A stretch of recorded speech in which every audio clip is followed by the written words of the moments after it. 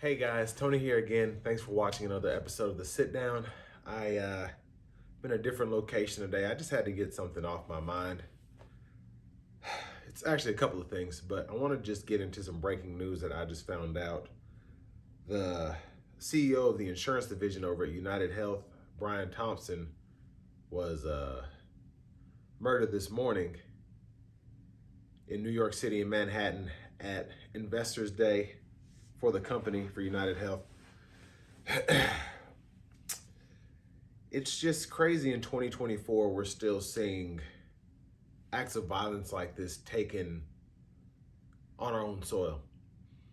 I mean, it's one thing you see in the news, the things going on with Israel, with Russia and Ukraine, the Middle East, just that stuff's always going to be happening, it feels like. But whenever it happens at home, it's always just a bit more scary, specifically in the United States. And somebody who's one of the CEOs of the company, for him to just be gunned down 6:45 a.m. on a random Wednesday. I shouldn't say it's a random Wednesday. It was a message, or it was a targeted hit, or both, just because no one's just randomly going to take out a CEO of a health organization or of a healthcare organization and there not be something behind it. So whether it was revenge for something or whether someone was doing it to mess with the stock market or whatever, it's that's never the way to do things, first of all. But second of all, there's just always better ways there should be better ways to get back at somebody for whatever that is. And I just never believe in taking a life for anything like that. So whether it was maybe an insurance claim got denied or something like that, or if it was to make somebody else richer, it's sad if you go down to that low of a level to make something like that happen. And it's just, whenever you do something like that, it's never just about the person.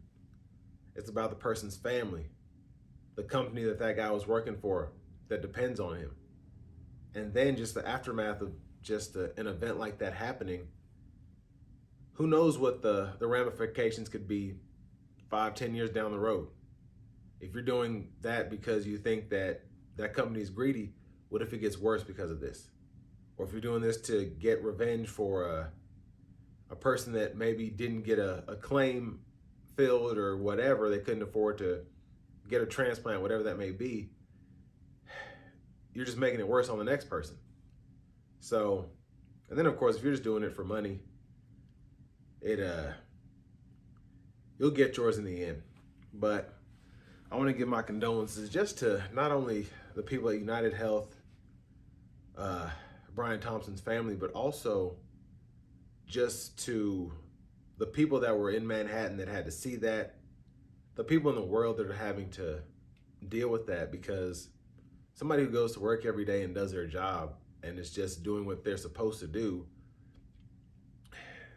that's always scary when that person is gunned down for just their position or something that they did for the company.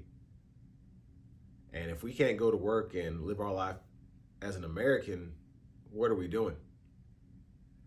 So that kind of brings me to the next topic and I've been trying to get my words together for this past few days, Hunter Biden and him getting pardoned by Joe Biden.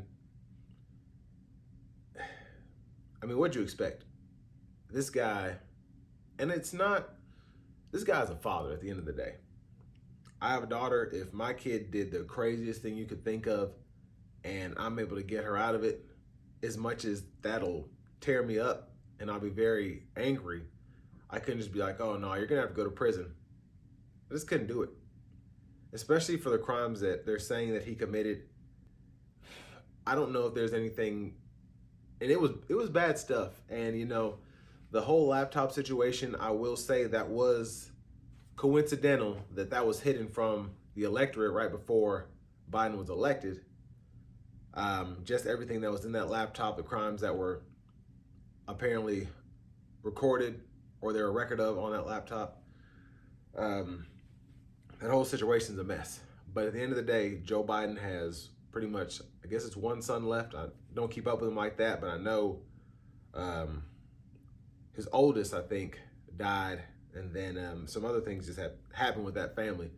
But if that's the only kid you have left, especially after all the loss that you've already gone through and you're almost 90 years old, what else do you have left? I'm just gonna let my last kid go to prison for being a screw up? Maybe if I wasn't a parent, I could understand like not doing that, just letting him go to rot in prison. But as a parent, that's pretty much what you live for, is your children.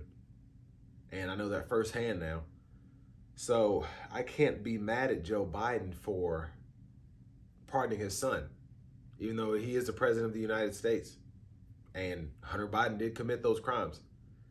But we also have to remember that Donald Trump got convicted of 34 counts, and he had many pending trials for crimes that he committed. And because he's the president, all of a sudden that's going away. So let's not be hypocritical here. And as a liberal myself, and I don't necessarily want to call myself a liberal, I have liberal tendencies, but for someone who leans to the left, if Joe Biden had done the stuff that Donald Trump was accused of and convicted on, I would expect the same outcome for everybody. I don't care who the president is. I don't care if I like him better.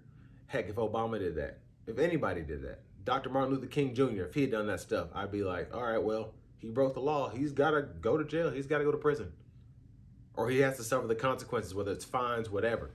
But I'm not going to sit here and then say, oh, did you see all those crimes that Hunter Biden committed? And then you look over at Trump and they're like, oh, well, you know, they only did that. They're just trying to blow smoke. He didn't really commit any crimes.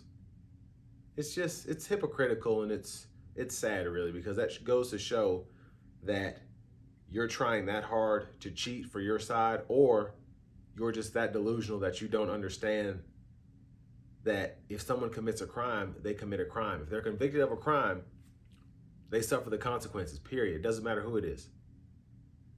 And you see the same thing with people who are, like with Black Lives Matter, everybody was getting on to the people for looting. And then when the police were killing people before the looting, they didn't see an issue with that. Oh, he shouldn't have resisted. Oh, he should have had all three of his hands up. But meanwhile, when people are looting, all of a sudden it's like, oh my gosh, they're just getting away with this, that, and the other. They all need to go to jail.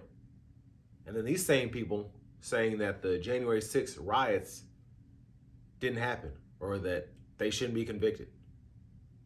I mean, the hypocrisy is insane to me. And again, if you're looting in the streets, I'm not sitting over here like, oh, if they get caught, they shouldn't be arrested because of George Floyd, or because black people are, you know, at the bottom of the barrel in America. The U.S. law, it's the law. The Constitution's the Constitution. Bill of Rights, the Bill of Rights, all that stuff. America's America.